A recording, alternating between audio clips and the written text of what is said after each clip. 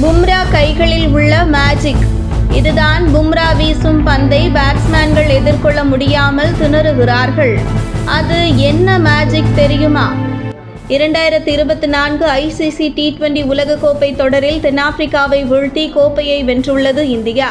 கிட்டத்தட்ட 17 வருடங்கள் கழித்து, அதாவது 2007க்கு பிறகு T20 உலகக்கோப்பையை இரண்டாவது முறையாக இந்தியா தன்வசப்படுத்தி சாதனை புரிந்துள்ளது. இந்த வெற்றிக்கு பல காரணங்கள் உள்ளன.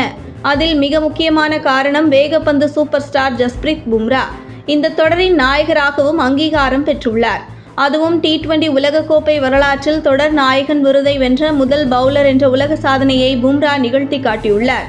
இதில் தனது துல்லியமான வேகத்தால் பவர் பிளே மற்றும் டெத் ஓவர்களில் விக்கெட்டுகளை சாய்த்து குறைவான எக்கனாமியுடன் பந்து வீசிய ஜஸ்பிரீத் பும்ராவிற்கு தொடர் நாயகன் விருது வழங்கப்பட்டுள்ளது.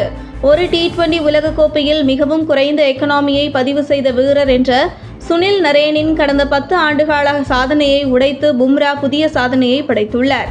ஆகவே இன்றைய கிரிக்கெட் ரசிகர்கள் அவரை தலையில் தூக்கி வைத்து கொண்டாடி வருகின்றனர். இதனால் ஒட்டுமொத்த கிரிக்கெட் ரசிகர்களின் கண் பார்வையும் பும்ரா மீது விழுந்துள்ளது. இந்திய கிரிக்கெட் அணியின் ஆஸ்தான வேகப்பந்து வீச்சாளராக மாறியுள்ளார் பும்ரா. இவர் பிளேயிங் 11இல் இருக்கின்றார் என்றாலே எதிரணியினருக்கு கொஞ்சம் கிளியாகத்தான் இருக்கும். தனது அபாரமான பந்து வீச்சினால் உலகின் தலை சிறந்த பேட்ஸ்மேனுக்கும் தண்ணி காட்டும் வல்லமை படைத்த பும்ரா T20 உலகக்கோப்பையின் இந்தியா விளையாடிய முதல் ஆட்டத்தில் அயர்லாந்து அணியை எதிர்கொண்டது. இப்போட்டியில் ஜஸ்பிரீத் பும்ரா தனது வேகத்தால் 3 ஓவர்களில் ஒரு மெய்டின் ஓவர் உட்பட 6 ரன்கள் மட்டுமே விட்டுக் கொடுத்து 2 விக்கெட்டுகளை வீழ்த்தினார்.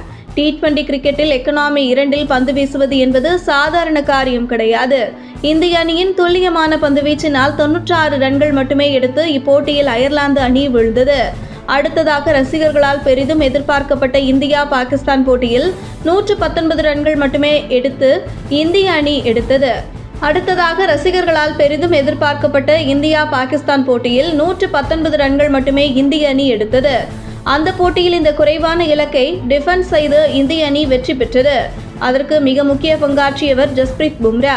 4 ஓவர்கள் வீசி 14 ரன்கள் மட்டுமே விட்டுக் கொடுத்து பாகிஸ்தான் அணியின் முன்னணி பேட்ஸ்மேன்களான ரிஸ்வான், கேப்டன் பாபர் அசாம், இப்திகர் அஹ்மத் ஆகிய 3 பேரின் விக்கெட்டுகளை சாய்த்தார்.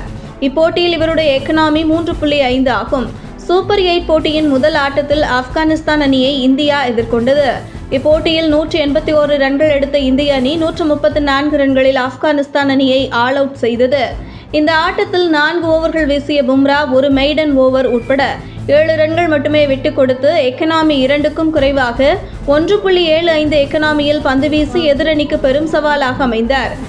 அடுத்த போட்டியில் இந்தியா வங்கதேசத்தை சந்தித்தது. இந்திய அணி 196 ரன்களை வெற்றி இலக்காக நிர்ணயித்தது.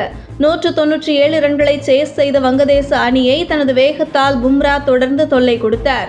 இவர் வீசிய 4 ஓவர்களில் வெறும் 13 ரன்கள் மட்டுமே வழங்கி 2 விக்கெட்டுகளை வீழ்த்தினார். இப்போட்டியில் இவரின் எக்கனாமி 3.25 ஆகும். முதலாவதாக இவர் மணிக்கு 145 கிலோமீட்டர் வேகத்தில் பந்து வீசுகிறார். இரண்டாவதாக தட்டையான ஆடுகளங்களில் கூட அவர் விக்கெட்டின் இருபுறமும் ஸ்விங் செய்கிறது. வரலாற்று ரீதியாக இந்த 2 விஷயங்களுக்கும் இந்திய பந்துவீச்சு ஆபத்தானதாக கருதப்படவில்லை. ஆனால் இப்போது அதை பற்றிய பயம் மற்ற அணியினரிடையே தோன்ற தொடங்கியுள்ளது. இந்திய அணியில் பெரும்பாலும் சுழற்பந்து வீச்சாளர்கள் மற்றும் மீடியம் வேகப்பந்து வீச்சாளர்கள் ஆதிக்கம் செலுத்தி வந்தாலும் தற்போது வேகப்பந்து வீச்சாளர்கள் முக்கிய பங்கு வகிக்க வந்துள்ளதால் இந்த போக்கு தலைகீழாக மாறியுள்ளது. குறிப்பாக பும்ரா இந்த மாற்றத்தை ஏற்படுத்தியுள்ளார். இதுகுறித்து 2024 இங்கிலாந்து டெஸ்ட் தொடரின் போது பும்ரா பேசியிருந்தார்.